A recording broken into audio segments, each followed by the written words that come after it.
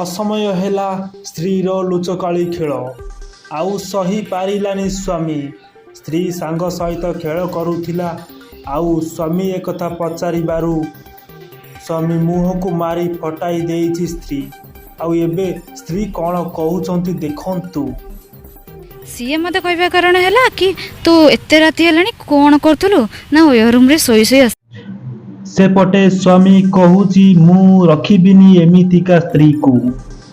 ମୋ କଥା ନ ଶୁଣି ରାତି 12ଟାରେ ମୋ ସାଙ୍ଗରେ ଓୟୋ ରୁମ୍କୁ ଯାଉଛି।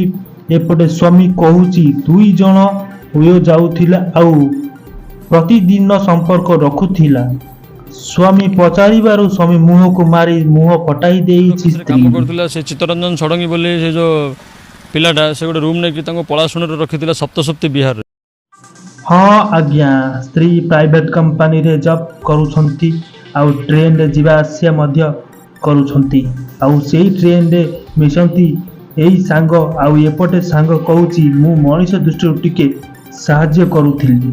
ତାଙ୍କ ସାଙ୍ଗ କ'ଣ କହୁଛି ଦେଖନ୍ତୁ। ସାଙ୍ଗ କହୁଛନ୍ତି ମୁଁ ଓୟୋ ଯାଇନି। ଯଦି ଜଣେ 10ଟା 10:30 ଯାଉଛି ଏମିତି ବହୁତ ପିଲା ଯାଉଛନ୍ତି ଆସୁଛନ୍ତି ତ ତା ବୋଲି କହିବେ ଓୟୋ ରୁମ୍ରେ ତମେ ଯାଇ ମରଉଛ 2 ଜଣକ, ଏଇଟା ତ ଠିକ୍ କଥା। ଘଟଣା କିଛି ଏମିତି ଥିଲା। ଜଟଣୀ ଚିତ୍ତରଞ୍ଜନ ଷଡ଼ଙ୍ଗୀ ସହ ଦେଖା ହେଇଥିଲା ସ୍ୱାମୀ ଆଉ ସ୍ତ୍ରୀ। ଆଉ ତାପରେ ସ୍ତ୍ରୀ ଆଉ ଚିତ୍ତରଞ୍ଜନ ଷଡ଼ଙ୍ଗୀ ସହିତ ନମ୍ବର ଦିଆ ନିଆ ହେଇଥିଲା। ଆଉ ତାପରେ ନିବିଡ଼ ସମ୍ପର୍କ ବଢ଼ି ଯାଇଥିଲା। ଏପଟେ 2 ଜଣ ଭୁବନେଶ୍ୱରରେ ଜବ୍ କରୁଥିଲେ ଆଉ ଟାଇମ୍ ଅଲଗା ଅଲଗା ହେଇଥିବାରୁ ଚିତ୍ତରଞ୍ଜନ ସେହି ଟ୍ରେନରେ ତାଙ୍କ ସାଙ୍ଗ ସ୍ତ୍ରୀ ସହ ଆସୁଥିଲେ।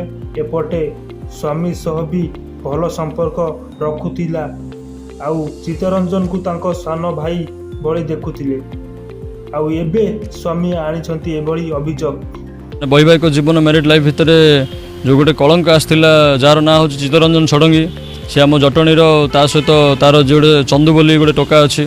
ଆଉ ସେଇ ଚିତ୍ତରଞ୍ଜନ ଷଡ଼ଙ୍ଗୀ ଯିଏକି ସେ ଜଟଣୀର ଟୋକାଟା ଡମୁଣେଇ ମନ୍ଦିର ପାଖରେ ରୁହନ୍ତି। ମୁଁ ତାକୁ ନିଜ ଭାଇ ଭଳିଆ ତାକୁ ମୁଁ ସବୁବେଳେ ମାନେ ବ୍ୟବହାର କରେ, ବହୁତ ଭଲ ରେସ୍ପେକ୍ଟ ଦିଏ। ସେ ମୋ ପିଠି ପଛପଟେ ଏମିତି ଛୁରା ଭୁଷିବ ବୋଲିକି ମୁଁ କେବେ ଭାବିନଥିଲି, କଳ୍ପନା ବି କରିନଥିଲି।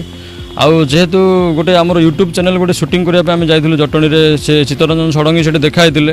ତ ତାପରେ ମୋ ସ୍ତ୍ରୀ ଆଉ ଚିତ୍ତରଞ୍ଜନ ଷଡ଼ଙ୍ଗୀଙ୍କ ଭିତରେ ମୋବାଇଲ ନମ୍ବର ଦିଆ ନିଆ ହେଇଥିଲା। ପାଇବାର ମାନେ ପରିଣାମ ଏହା କି ମୁଁ ଗୋଟେ ପୁରୁଷ ନିର୍ଯାତିତ ଆଜି ସମାଜରେ ମୋ ଆଖି ଫଟେଇ ଦେଇଛନ୍ତି, ମୋର ମୋଥ ପୋଥ ମାରିକି। ତେବେ ଘଟଣା ଖାଲି ଏତିକି ନୁହଁ, ସ୍ୱାମୀ ସାଂଘାତିକ ଅଭିଯୋଗ ଆଣିଛନ୍ତି। ତେବେ ଆଗକୁ ଦେଖିବା ଘଟଣାଟା କେତେ ସତ କେତେ ମିଛ।